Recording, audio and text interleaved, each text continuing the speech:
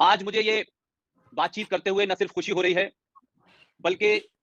इस बात की ज़्यादा खुशी है कि भारत का एक ऐसा सूबा, जो आज़ादी के बाद भी, भारत के विभाजन के बाद, भारत की धरती पर एक टू नेशन थ्योरी को जन्म देता हो।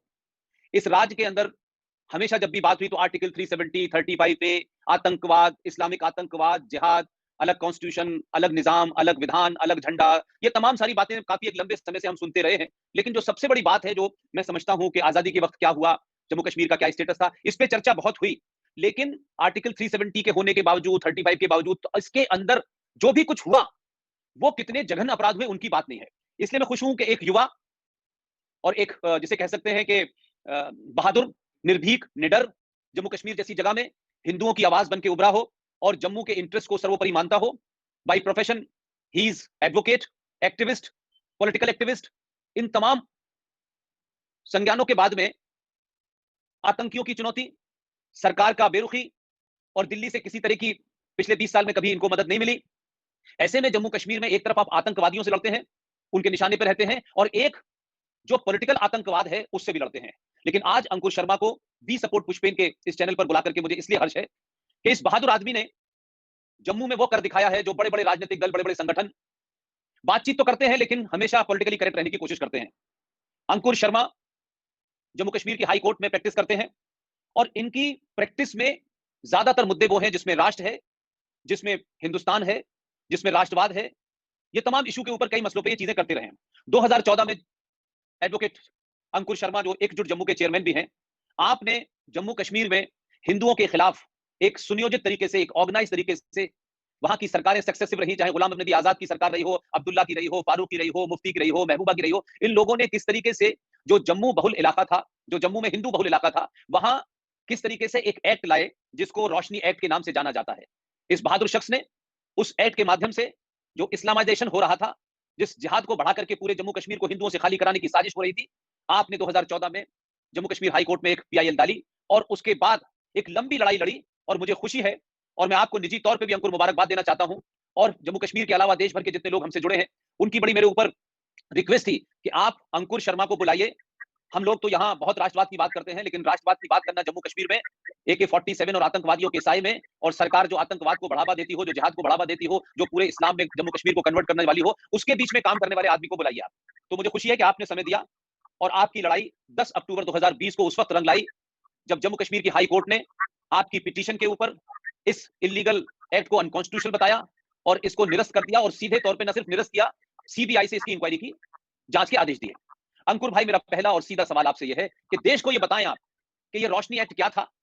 किस तरीके से आया, कौन कौन जिम्मेदार है, क्या सिर्फ इसमें नेशनल कॉन्फ्रेंस जिम्मेदार है, मुफ्ती के पीडीपी जिम्मेदार है, या और भी लोग इसके मौन सपोर्टर रहे, या जब उन्हें बोलना चाहिए था वो नहीं बोले। तो इस रोशनी एक्ट की क्या पृष्ठभूमि है, कौन लाया था, किसके जमाने की बात है। और इसके साथ में एक बात और कह दूं कि जब आपने इसको पिटीशन जारी की और जब ये 2020 में हटा, तो मैं देश भर के जो बहुत क्रांतिकारी अखबार हैं उन्होंने कभी इसकी चर्चा नहीं की पिछले 10 अगर हम साल में देखें, 6-7 साल में। लेकिन जब ये एक्ट हटा तो हिंदू ने खबर लिखी, high court order CBI probe into Roshni land scam in Jammu and Kashmir. Business standard की हेडलाइन थी, Roshni scam one of the biggest scam in Jammu and Kashmir. Indian express, loot to own, Jammu Kashmir high court hands to 25 crore land scam probe to CBI. और इसमें गुलाम नबी आजाद जैसे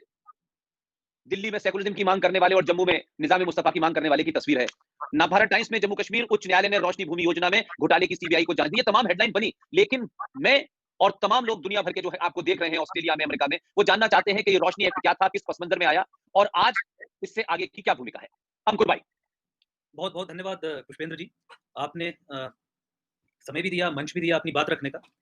रोशनी act पे मैं परिचर्चा करूं उससे पहले मैं पृष्ठभूमि, जिस बैकग्राउंड में रोशनी एक्ट लेजिस्लेट किया गया था उसके ऊपर 2 मिनट का समय चाहूंगा। 1990 के दशक में कश्मीर वैली को हिंदू विहीन करने के बाद नेक्स्ट टारगेट जम्मू संभाग था, और आपने देखा कि जम्मू संभाग के मुस्लिम मेजॉरिटी डिस्ट्रिक्ट्स जहां पे हिंदू और नॉन मुस्लिम माइनॉरिटी में है, चाहे डोडा हो, किश्तवाड़ हो, राजौरी हो, पुंछ हो, रामबन हो, जिस तरीके से कश्मीर वैली में नरसंहार किया गया वैसा ही नरसंहार इन एरियाज में भी शुरू हो गया। और पूरे जम्मू संभाग को किस तरीके से इस्लामाइज किया जाए उस पर चर्चा शुरू हो गई, उस पर प्लानिंग शुरू हो गई।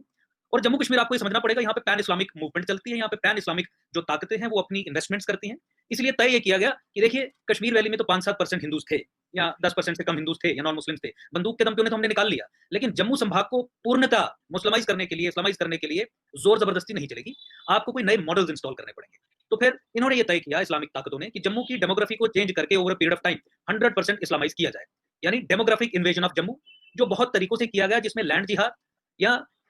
भूमि जिहाद जिसे हम कहें हिंदी में, वो एक मुख्य ऑर्गन रहा। तो अंडरस्टैंडिंग ये बनी कि जम्मू संभाग के हिंदू बहुल क्षेत्रों में आप मुसलमानों को बसाइए। तो उसके लिए इन्होंने मुस्लिम ब्रदरहुड का मॉडल चुना, क्योंकि इंडिया एक डेमोक्रेटिक सेटअप है। मुस्लिम ब्रदरहुड का मॉडल क्या है? मुस्लिम ब्रदरहुड का मॉडल ये है कि जहां आप लड़ नहीं सकते हैं, जहां पे डेमोक्रेटिक इंस्टीट्यूशंस, डेमोक्रेटिक सोसाइटीज हैं, वहां उन्हें पर्ज करने के लिए आपको डेमोक्रेटिक स्पेसेस और डेमोक्रेटिक फ्रीडम्स का इस्तेमाल करना पड़ेगा। उन फ्रीडम्स को इस्तेमाल करके आप डेमोक्रेटिक इंस्टीट्यूशंस के अंदर घुसेंगे, फिर आप उन डेमोक्रेटिक इंस्टीट्यूशंस को सबवर्ट करेंगे और फिर ऐसे कानून बनाएंगे, आदेश पारित करेंगे या पॉलिसीज निर्धारित करेंगे जिसके जरिए आप जिहाद को आगे बढ़ा सके। यही मुस्लिम ब्रदरहुड का मॉडल जम्मू कश्मीर में हूबहू इंप्लीमेंट होता हुआ हमें नजर आया। तो अब डेमोग्राफिक इन्वेजन ऑफ जम्मू के लिए how would you use our democratic institution? तो सबसे पहले विधानसभा में कानून बना के एक कानून बनाएंगे जिसका नाम रोशनी एक्ट रखेंगे, और उस कानून में ये लिखेंगे कि जम्मू संभाग और कश्मीर संभाग में भी जितनी भी सरकारी जमीन है, उस सरकारी जमीन पे जिस व्यक्ति ने कब्जा किया है, वो सरकारी जमीन के मालिकाना हक उस एनक्रोचर को, उस कब्जा जिसने किया उसे दे देंगे। तो ये कानून बन गया। अब इस कानून के तहत एक षड्यंत्र के तौर पर ऑर्गेनाइज्ड गैंग्स ने जम्मू संभाग में, खासकर जम्मू संभाग के हिंदू बहुल क्षेत्रों में मुसलमानों को बसाया।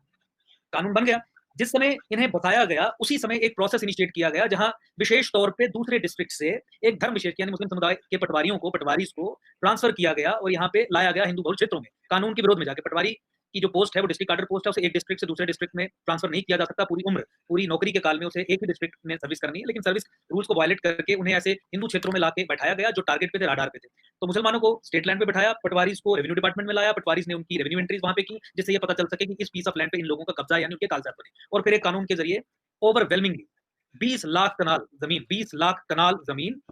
ओवरवेलमिंगली हिंदू बहुल क्षेत्रों में मुसलमानों के नाम पे कर दी। आप ये समझिए कि इस कानून के माध्यम से जोधपुर और उदयपुर जैसे दो बड़े शहर को मिला के जो टोटल एरिया होता है, उतने एरिया में जम्मू संभाग में मुसलमानों को बसाया गया। आप हिंदू बहुल डिस्ट्रिक्ट की बात करें तो वहां पे उन लोगों को रोशनी एक्ट के तहत अधिकार नहीं मिले जो पिछले 70 सालों से 80 सालों से जोत रहे थे सरकारी जमीन, कल्टीवेटरी पोजीशन में थे, बल्कि उन मुसलमानों को ये अधिकार मिले जिन्हें बाहर से लाके सरकारी जमीन पर बैठाया गया। ये रोशनी एक्ट की बात हुई, मैंने डिटेल में बताया, फिर दूसरे भाग में इसकी परिचर्चा करेंगे। इसी तरीके से जम्मू का डेमोग्राफिक इन्वेजन करने के लिए, जम्मू में लैंड जिहाद करने के लिए, जम्मू को हिंदू माइनॉरिटी कन्वर्ट करने के लिए एग्जीक्यूटिव जिहाद को भी इजाद किया गया। रोशनी एक्ट लेजिस्लेटिव जिहाद था, डेमोक्रेटिक इंस्टीट्यूशंस को इस्तेमाल करके अब्यूज किया हुआ जिहाद था। एग्जीक्यूटिव जिहाद महबूबा मुफ्ती ने 14 फरवरी 2018 का आदेश पारित करके किया। उसमें क्लियरली ये लिखित में आदेश दिए गए थे कलेक्टर, एसएसपी और डीएम को कि अगर कोई मुसलमान जम्मू संभाग में जमीन पे कब्जा करता है, चाहे वो फॉरेस्ट की जमीन हो, चाहे वो पब्लिक लैंड हो, चाहे वो स्टेट लैंड हो, लिखित में आदेश थे कि कोई भी एसएसपी, डीएम उनके खिलाफ कोई भी कार्रवाई नहीं करेगा। अगर मान लीजिए कोई कोर्ट आदेश दे देता है कि यहाँ से मुसलमान को निकालिए, तो एसएसपीज और आईजीपीज को आदेश थे कि आप कोई भी पुलिस असिस्टेंस प्रोवाइड नहीं करेंगे ऐसे व्यक्तियों को स्टेट लैंड से एविक्ट करने के लिए। यानी इस ऑर्डर के माध्यम से जो मुख्यमंत्री ने स्वयं पास किया, यह कहा गया था कि मुस्लिम्स को लीगल इम्यूनिटी दी जाती है लैंड एनक्रोचमेंट का जुर्म करने के लिए। और उसके साथ ही लास्ट में उसके आखिरी पन्ने पे ये लिखा गया था कि अगर मुसलमान गौहत्या या बोवाइन स्मगलिंग में पाए जाते हैं तो कोई भी पुलिस अधिकारी उनके खिलाफ सेक्शन 188 आरपीसी और prevention of cruelty to animals act के तहत कार्रवाई नहीं करेगा। तो यानी इस आदेश के माध्यम से गौहत्या, बोवाइन स्मगलिंग और जम्मू में लैंड पे कब्जा करने के लिए मुसलमानों को लीगल इम्यूनिटी दी गई थी कब्जा करने के बाद रोशनी एक्ट के तहत, ताकि अधिकतर जमीन रेगुलराइज हो सके। इसके साथ यहाँ पे एक स्टेट स्पॉन्सर्ड फंडेड कॉलोनाइजेशन का प्रोसेस चल रहा है, जहाँ पे कुछ एनजीओज हैं जो ऑर्गेनाइजेशन ऑफ इस्लामिक कंट्रीज के द्वारा भेजा हुआ हवाला चैनल्स का जो पैसा है वो इस्तेमाल कर रहे हैं जम्मू में जमीनें खरीदने के लिए। भूपेंद्र जी, आप जम्मू आए थे, आपने भी ये देखा, आपने भी बहुत सारे लोगों से बातचीत की, छोटे से लेके बड़ा, दुकानदार से लेके रेडी फड़ी वाला, सब ये कहते हैं कि यहाँ पे मुस्लिम्स हैं जो हिंदू बहुल क्षेत्रों में मार्केट प्राइस से अधिक पे जमीनें खरीद रहे हैं।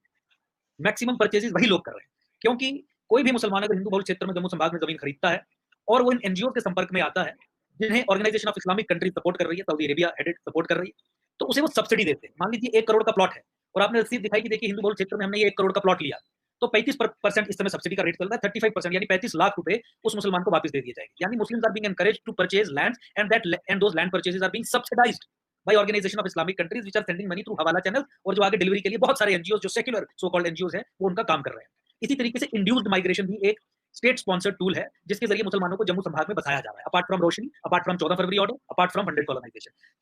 इंड्यूस्ड माइग्रेशन में समझिए कि देखिए,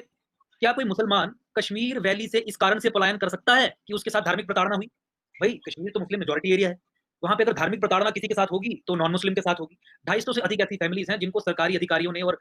जो जिहादी एलिमेंट्स है हमारे स्टेट एस्टेब्लिशमेंट में, उन्होंने ये लालच दिया कि अगर आप गरीब मुसलमान जो कश्मीर का है, कि अगर आप जम्मू में जाके बसेंगे, जम्मू में जाके बैठेंगे, जम्मू में जाके वहां पे परमानेंटली सेटल होंगे, तो आपको कश्मीरी हिंदुओं को मिलने वाली सब सुख सुविधाएं प्राप्त होंगी। आपको रहने के लिए क्वार्टर दिया जाएगा, आपको सब्सिडाइज ओवर सब्सिडाइज राशन दिया जाएगा, एजुकेशनल इंस्टीट्यूशंस में आपको रिजर्वेशन और सहायता दी जाएगी, कुछ स्कॉलरशिप दी जाएगी। यानी वो ग्राउंड्स जो केवल हिंदुओं को या गैर मुसलमानों को अवेलेबल है, गैर कानूनी ढंग से सरकारी संस्थान जो हैं वो मुसलमानों को दे रहे हैं ताकि मुसलमान गरीब जो मुसलमान है कश्मीर से उठ के जम्मू में आके पलायन करे, और ऐसी सैकड़ों की संख्या में ऐसे लोग यहाँ पे आए हैं जो हिंदूज के लिए आने वाले बेनिफिट्स को अवेल करते हुए यहाँ पे आके परमानेंटली बस गए। वो गरीब मुसलमान थे जिन्हें लालच देके यानी इंड्यूस करके माइग्रेट करवाया गया।